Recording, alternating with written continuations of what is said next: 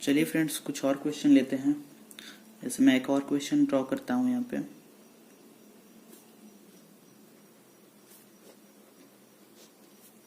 ठीक है, ये टर्मिनल हो गया आपका और ये हो गया आपका बी टर्मिनल, और यहाँ से एक रेजिस्टेंस और मैं कनेक्ट कर दे रहा हूँ और ये जाके बी पॉइंट पे मिल गया। यहाँ से एक और यहाँ पे रेजिस्टेंस और ये भी मान लीजिए यहाँ बी टर्मिनल पे मिल गया, और यहाँ से एक वायर गया है और यहाँ से एक और वायर गया है आपका। ठीक है, मान लीजिए रेजिस्टेंस का वैल्यू आप अपने मन से कुछ भी ले लीजिए। मान लीजिए, चलिए आर ले लेते हैं, इसका भी आर, सबका मान लीजिए रेजिस्टेंस का वैल्यू जो है कितना है, वो है आर। और आपसे बोल दे कि आपको इक्विवेलेंट रेजिस्टेंस का वैल्यू निकालना है ए और बी टर्मिनल के बीच में। तो इसमें भी क्या करेंगे, जिस तरह से हम लोग ने और सब क्वेश्चन को सॉल्व किया, इसमें भी क्या करेंगे, सिंपल सा हम लोग नेमिंग पहले कर देंगे। ठीक ना, उससे आसानी होगी। तो जैसे देखिए, ये जो बी पॉइंट है, यही सेम पॉइंट तो ये है। ठीक है ना, यही है पॉइंट सेम। तो ये भी क्या हो जाएगा, आपका बी पॉइंट हो जाएगा। और ये जो हमारा बी है, देखिए ये क्या बी होगा, ये बी नहीं होगा, क्योंकि यहाँ बीच में क्या है, रेजिस्टेंस है, तो सेम पोटेंशियल नहीं हो पा रहा है। ठीक ना, लेकिन ए का देखिए, ये ए यहाँ पे है, तो ये भी ए पॉइंट हो सकता है। तो इसको भी हमने क्या कह दिया, ए कह दिया। ठीक ना, सेम पोटेंशियल के कारण हो गया। और ये देखिए ए यहाँ भी है, तो ये इसको भी ये हम कह सकते हैं, ये वाला जो पॉइंट है। तो ये भी हमारा क्या हो गया, ये हो गया। ये हमारा बी है, तो ये भी क्या हो जाएगा, बी हो जाएगा ना। तो यहाँ से हमें करना क्या है, हमारे पास 2 पॉइंट आ चुका है। मैंने क्वेश्चन में ही इसको सॉल्व कर दिया, लेकिन हमारे पास क्या आ गया, 2 पॉइंट आ गया, एक ए पॉइंट आ गया और एक बी पॉइंट आया, और कोई तो पॉइंट नहीं है। और दोनों के बीच में हमें सिर्फ करना क्या है कि जो भी रेजिस्टेंस है उसको ड्रॉ कर देना। तो देखिए, ए और बी के बीच में कितना रेजिस्टेंस है, 1 2 3 4 5। ठीक है, और सब क्या है, सब पैरेलल में हो जाएंगे। तो 1 फिर 2 फिर 3, इसी तरह से आपको पैरेलल में ड्रॉ कर देना है। 4 और एक ऊपर में 5। ठीक है, तो 5 रेजिस्टेंस हो गए।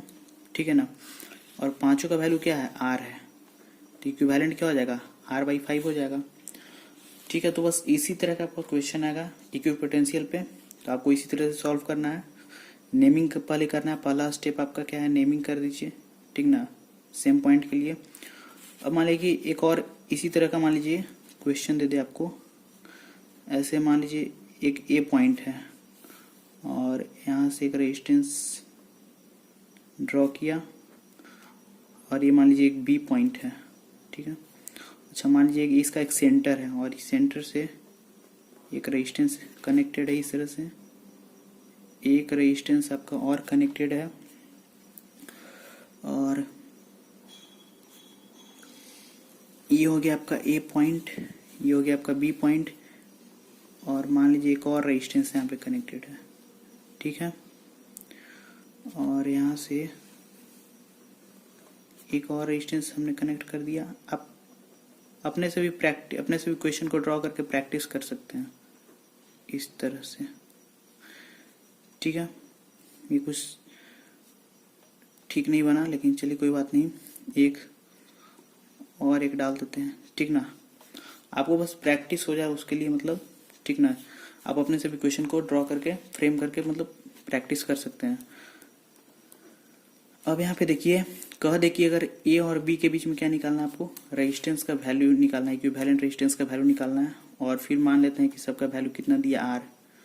ठीक है ना, कुछ भी दे सकता है, लेकिन हमारा क्या मतलब आसानी के लिए, ठीक है ना, सॉल्व समझने के लिए सिर्फ आर ले रहे हैं। मान लीजिए आर दिया है, तो इसको सॉल्व कैसे करेंगे। तो मान लीजिए ए और बी के बीच में करना है हमें। ठीक है, तो देखिए ये बी पॉइंट है, तो ये भी तो बी है हमारा। ठीक ना, इसके बीच में तो कोई रेजिस्टेंस नहीं है, तो ये भी बी हो गया हमारा। ये भी हम क्वेश्चन में सॉल्व कर दे रहे हैं, ये भी आपका बी हो गया। ठीक ना, और ये पॉइंट भी हमारा क्या हो जाएगा, बी हो जाएगा।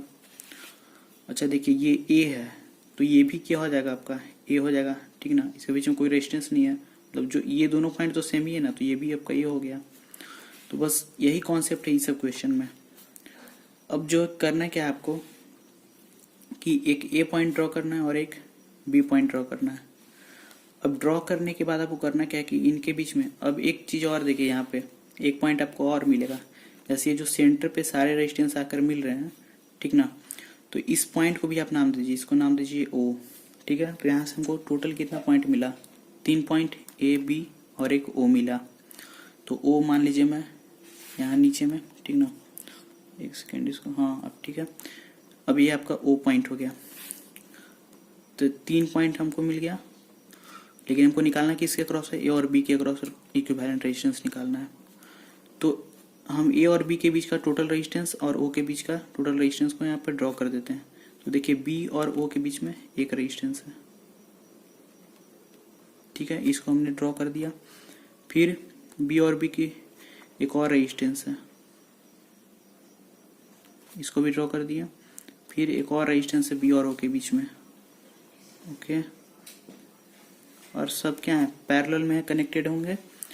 फिर काउंट कर लेते हैं, 1 2 3 4, ठीक ना, 4 रेजिस्टेंस जो है वो बी और ओ के बीच में है। तो यहाँ पे 4 रेजिस्टेंस को मैं इस तरह से कनेक्ट कर दिया। अब ए और बी के बीच में देखिए यहाँ पे एक रेजिस्टेंस है आपका, तो ये पॉइंट ए है और ये पॉइंट हो गया आपका बी, ठीक ना। तो ए और बी के बीच में एक रेजिस्टेंस। फिर और देखिए, और जैसे ए और ओ के बीच में एक रेजिस्टेंस है, देखिए यहाँ पे ये भी पॉइंट ए है, तो ए और ओ के बीच में एक रेजिस्टेंस है, तो यहाँ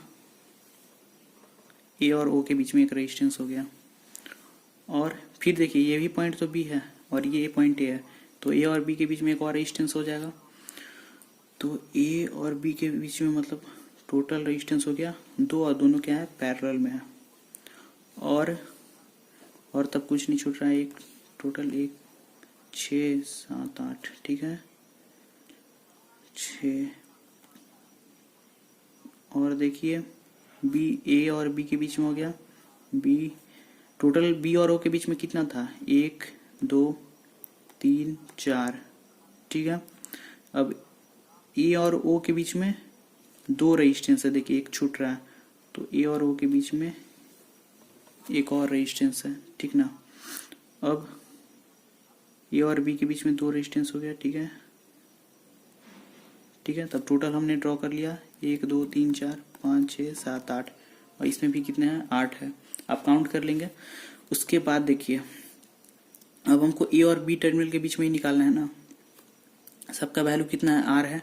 तो इसको पहले सॉल्व कर लेंगे, ठीक है, इस पूरे सर्किट को।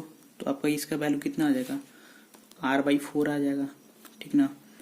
और फिर ये भी पैरेलल में है, इसका वैल्यू निकाल लेंगे, ठीक है, और ये पैरेलल में है। तो जब इसका निकाल लेंगे और इसका निकाल लेंगे तो ये दोनों जो है आपस में क्या हो जाएगा, सीरीज में आ जाएगा ना। कुछ इस तरह से मैं ड्रॉ कर देता हूँ। देखिए इसको सॉल्व करिएगा तो कितना आ जाएगा, इसका R/2 आ जाएगा, और इसको सॉल्व कीजिएगा तो कितना आ जाएगा, यही ना पॉइंट 2 था आपका, और इसका आ जाएगा कितना, R/4 आ जाएगा। और इसको सॉल्व कीजिएगा तो कितना आ जाएगा, ये ऊपर वाले को, तो इसका आ जाएगा आपका R/2, और यही तो पॉइंट आपका ए है, और ये कितना है, ये है बी, ठीक है। अब देखिए R/4 और R/2 ये दोनों क्या है, सीरीज में है। तो सीरीज में होता है तो क्या करते हैं, सिंपली ऐड कर देते हैं R/4 और ये R/2, क्या हो जाएगा, 4 LCM हो गया, 2R, यहाँ से कितना आ गया, 3R/4 हो गया। अब देखिए यहाँ पे 3R/4 इसका हो गया वैल्यू, तो इसको फिर से रिड्यूस कर दीजिए,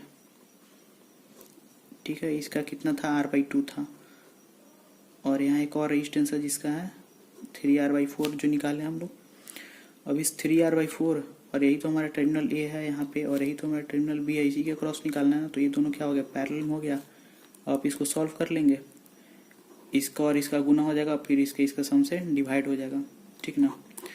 तो बस इसी तरह का और क्वेश्चन हम लोग देखेंगे आगे।